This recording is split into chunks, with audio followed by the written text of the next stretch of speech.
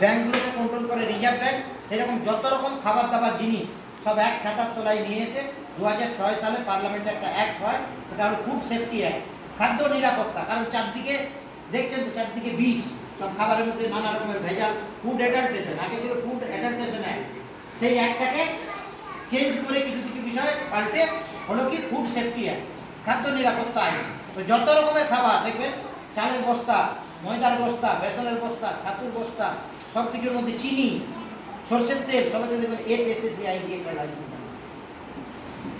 ওটা দুরকম হয়, একটা হলো লাইসেন্স নাম্বার, একটা হলো রেজিস্ট্রেশন।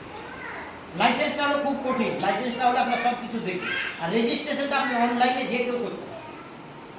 শুধুমাত্র ট্রেড লাইসেন্স নেই, শুধুমাত্র ট্রেড লাইসেন্স নিয়ে আপনি যদি কোনো ব্যবসাতে যান বা কোনো কনসালটেন্টের কাছে যান যারা এইসব কাজ করে, আমাকে একটা ফুড সেফটি লাইসেন্স বানিয়ে দিন, আমি এরকমভাবে এই আচার টাচার যিনি তৈরি করছি, তিনি ওখানে বসে আপনাকে লাইসেন্সটা পাবেন।